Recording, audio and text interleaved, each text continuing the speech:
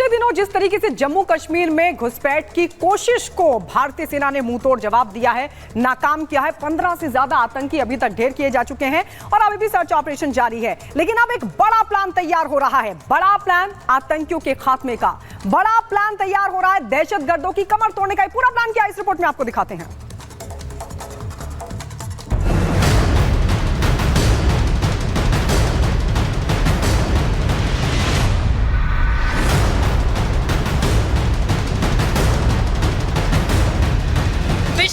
जिस तरह से आतंकियों ने जम्मू कश्मीर में घुसपैठ की कोशिश की, उसका मुंहतोड़ जवाब भारतीय सेना ने 15 से ज्यादा आतंकियों को ढेर करके दिया और अभी भी कई जगह सर्च ऑपरेशन जारी है। इन सब के बीच किसी बड़े प्लान की तैयारी चल रही है। तैयारी है आतंकवादियों के खात्मे की और दहशतगर्दों की कमर तोड़ने की। सीसीएस की बैठक के बाद 15 दिनों में दूसरी बार आज सेना प्रमुख उपेंद्र द्विवेदी जम्मू पहुंचे। कश्मीर घाटी में आतंक के सफाई के बाद जम्मू में पनपते आतंकवाद को जड़ से खत्म करने के लिए आज जम्मू में एक महत्वपूर्ण बैठक हुई। ये बैठक 3 भागों में हुई। सबसे पहले भारतीय सेना के प्रमुख जनरल उपेंद्र द्विवेदी दोपहर तकरीबन 2:15 बजे जम्मू पहुंचे, जिसके बाद वो भारतीय सेना के अफसरों के साथ जम्मू कश्मीर पुलिस के जम्मू स्थित मुख्यालय में पहुंचे और जम्मू कश्मीर के डीजीपी RR स्वाइन के साथ IB चीफ तपन डेका, रॉ चीफ रवि सिन्हा और उसके साथ साथ CRPF के DG अनीश दयाल सिंह, BSF के DG नितिन अग्रवाल के साथ उन्होंने मुलाकात की। 15 दिनों में आर्मी चीफ का दूसरा जम्मू दौरा बता रहा है कि कुछ बड़ा होने वाला है। जिस तरह से जम्मू में आतंकी हमलों में इजाफा हुआ, सेना ने एक्शन मोड में काम करना शुरू कर दिया है। इसके लिए सूत्रों के मुताबिक जम्मू रीजन में 50 से 55 आतंकियों के छिपे होने की आशंका है और ये आतंकी एक बार फिर अपना टेरर नेटवर्क एक्टिव करने की फिराक में है। इन्हीं इनपुट के आधार पर 500 पैरा स्पेशल फोर्सेस कमांडो ने मोर्चा संभाल लिया है। आतंकियों को मुंहतोड़ जवाब देने के लिए सेना पहले ही 3500 4000 सैनिकों को उतार चुकी है। इसके अलावा जम्मू में सेना के पास पहले से ही काउंटर टेररिस्ट इंफ्रास्ट्रक्चर है, जिससे रोमियो और डेल्टा फोर्सेस के साथ साथ राष्ट्रीय राइफल्स की 2 फोर्सेस शामिल हैं। अब आर्मी चीफ 3 हफ्ते में दूसरी बार जम्मू पहुंचे। इससे पहले CDS भी यहां जम्मू पहुंचे थे। लगातार दौरों पे दौरे हो रहे हैं और इसके साथ साथ एक नई रणनीति बनाई जा रही है। पिछले 3 साल की बात करें तो 51 भारतीय सेना के जाबाज और अन्य सुरक्षा बलों के जाबाज आतंकियों का निशाना बने हैं। अब रणनीति में बदलाव किया गया है। छोटी छोटी टुकड़ियां जो हैं वो ऑपरेशंस को हिस्सा देंगी, बड़े कॉर्डन्स नहीं लगाए जाएंगे। उसके साथ साथ खासतौर पर ये बख्तरबंद गाड़ियां जो हैं ये भारतीय सेना इनमें अब ऑपरेट करेगी। अत्याधुनिक हथियारों के साथ ये बख्तरबंद गाड़ियां जो भारतीय सेना के नए काफिले का हिस्सा रहेंगी, ताकि जहां भी एंटी टेरर ऑपरेशन करना हो वहां ये बख्तरबंद गाड़ियां पहुंचेंगी। अत्याधुनिक सुविधाओं से लैस हैं और दुश्मन चाहे जितना मर्जी प्रहार कर ले, ग्रेनेड हो या फिर रॉकेट लॉन्चर, उससे भी इन्हें फर्क नहीं पड़ेगा। आर्मी का पद संभालने के साथ ही उपेंद्र द्विवेदी ने 4 जुलाई को पहला जम्मू दौरा किया था।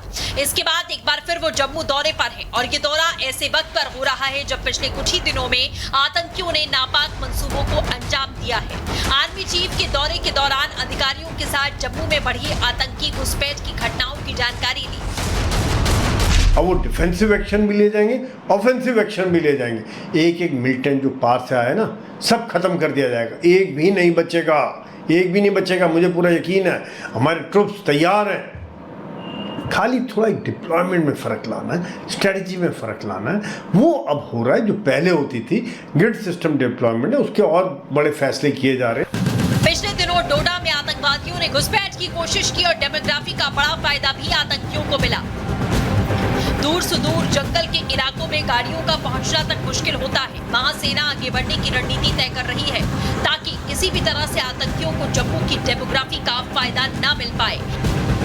Bureau report, Republic Bharat.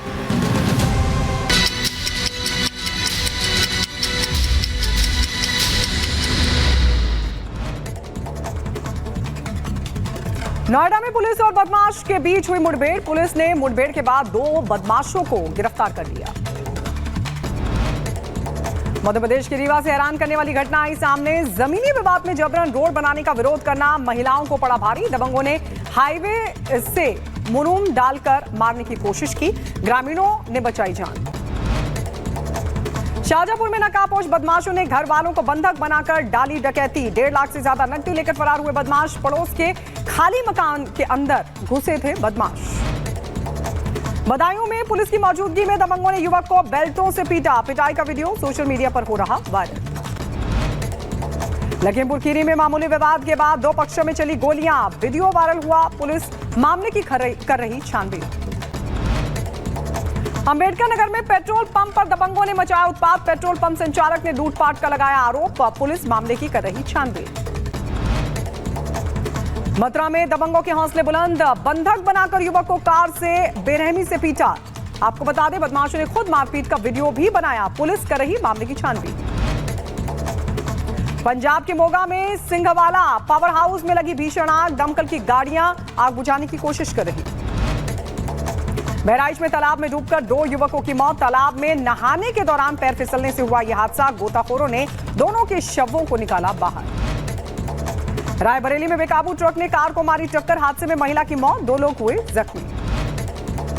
Raebareli में अज्ञात लोगों ने युवक को बंधक बनाकर नहर में फेंका और शोर मचाने के बाद ग्रामीणों ने नहर से निकाला बाहर। पुलिस मामले की छानबीन कर रही। बुलंदशहर के खुर्जा में नहर में नहाने गए दो दोस्त डूब गए। हादसे में एक की मौत, दूसरे की तलाश लगातार जारी। यूपी एसटीएफ ने मादक पदार्थों की तस्करी करने वाले गिरोह का किया भंडाफोड़। आगरा से 4 तस्करों को किया गिरफ्तार। कब्जे से 20 किलो चरस बरामद। 1 करोड़ की बताई जा रही है चरस की कीमत।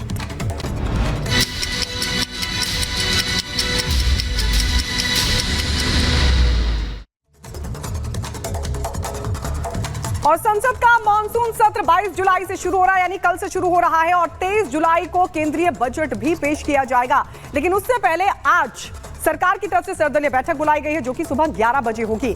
आइए इस रिपोर्ट में दिखाते हैं आपको। 22 जुलाई से संसद के मानसून सत्र की शुरुआत हो रही है, जिसे लेकर आज सर्वदलीय बैठक बुलाई गई है।